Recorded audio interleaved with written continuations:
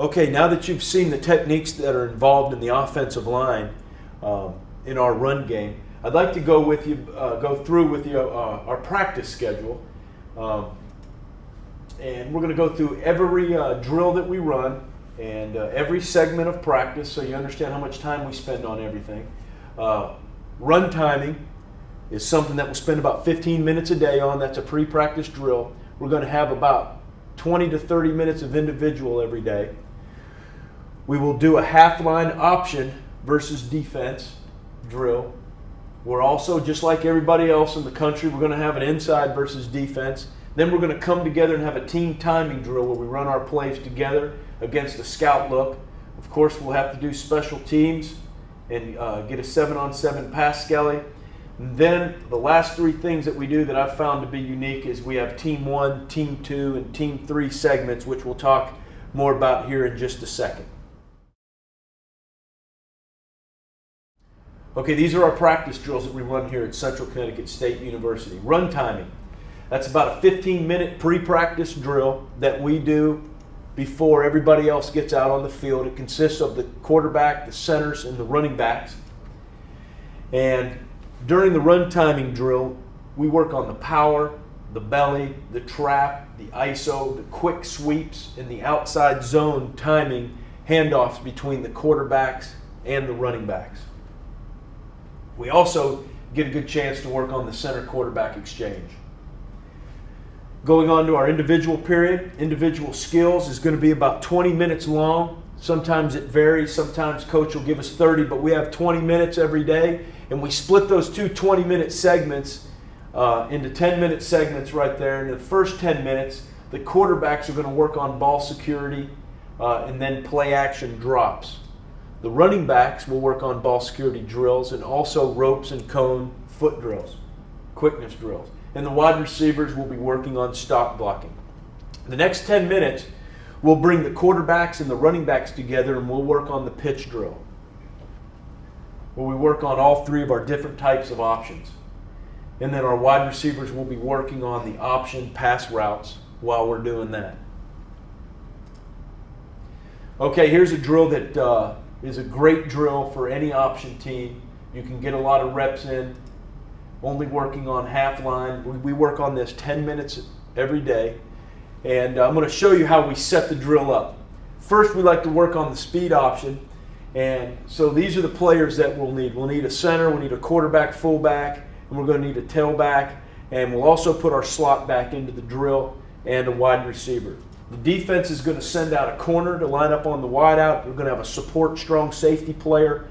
And since we're a 4-3 team, we're going to have a defensive end, which usually will be played by a coach or maybe another offensive player so that they can make the quarterback pitch the ball correctly.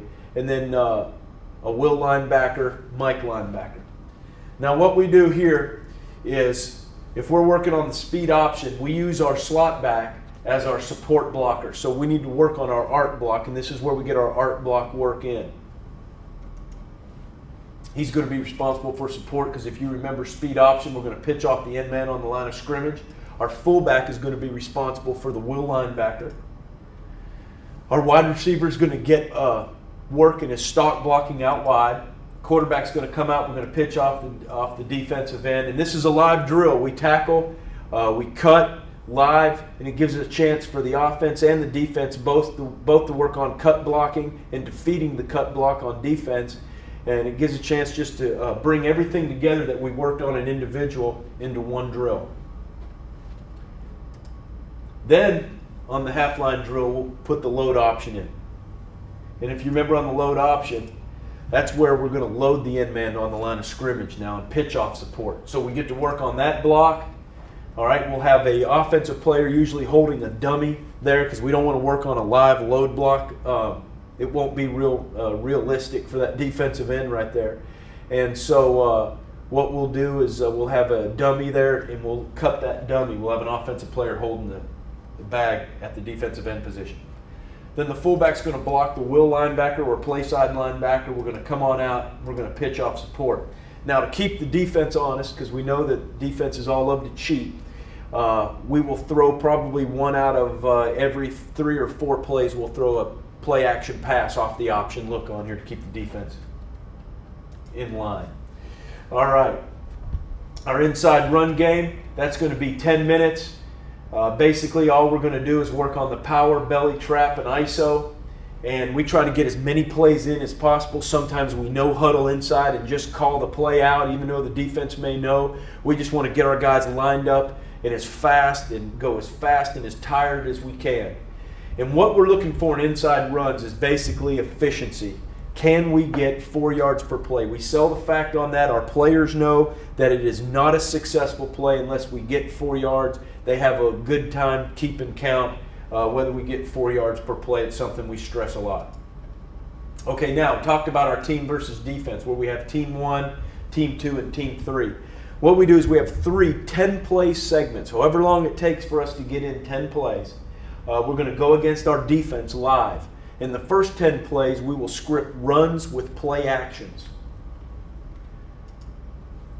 The second 10 minutes, or the second team 2, now we're going to work on nothing but option, and we're going to work on option play action pass in a full team setting. And then team 3, the defense is allowed to bring any blitz they want to and blitz every play. And we're going to run all of our plays that we want to see versus blitz, whether it's pass or run. Okay, that brings us next to in-season weekly practice schedule.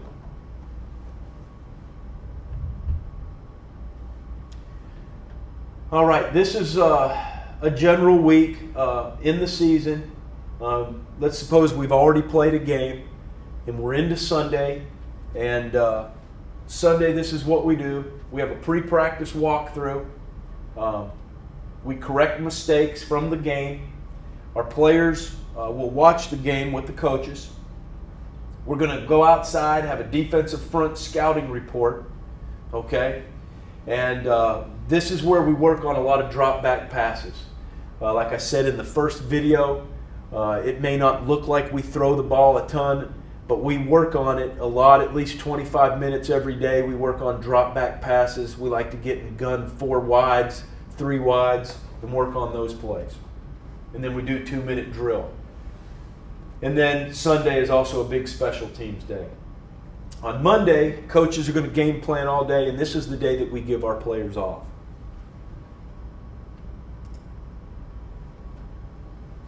Okay, on Tuesday, this is our big work day. It's pre-practice walkthrough, and in that pre-practice walkthrough, we're going to talk about the things we emphasize, the plays and the formations of the day.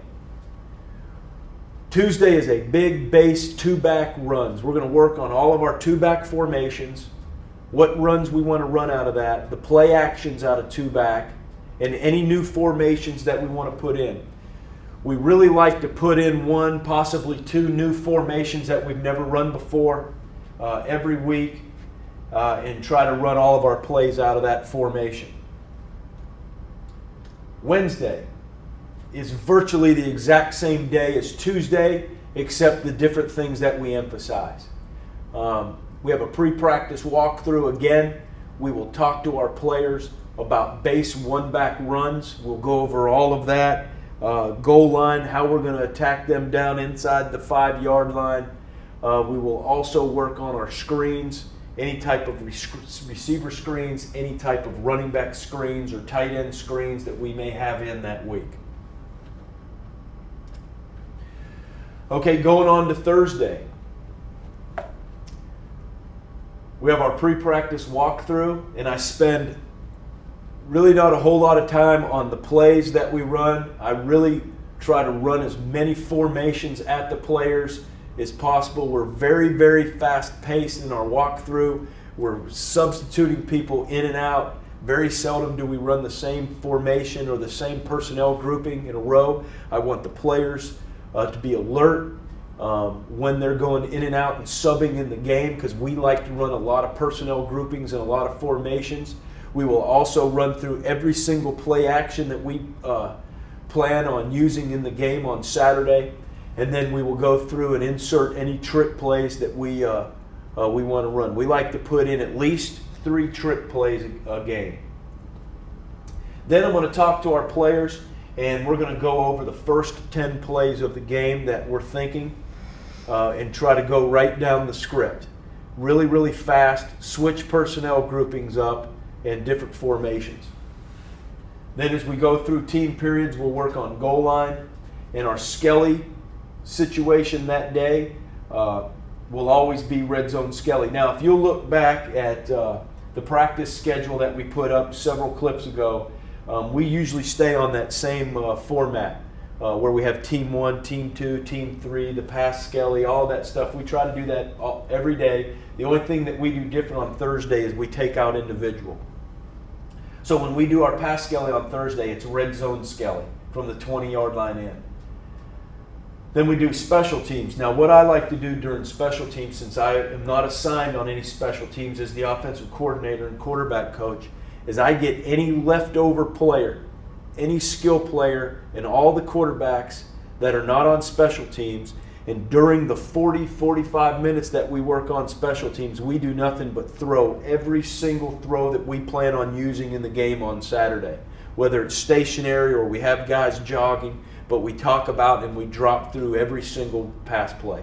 Then we do the exact same thing with the screens. So after special teams period is over, our quarterbacks will have thrown and we will have talked about every pass play in our offense that we're going to use on Saturday.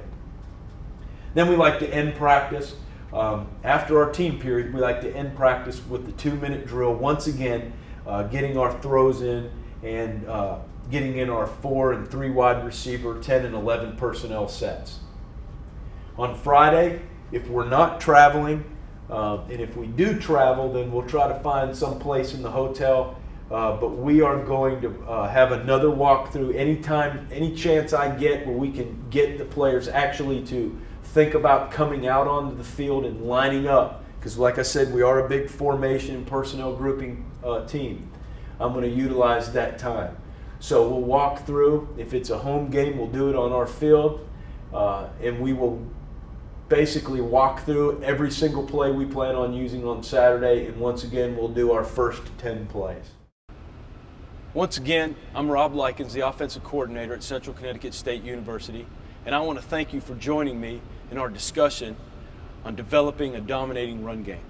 I hope that you have seen or heard something in this video that will help you run the ball more effectively. Thank you.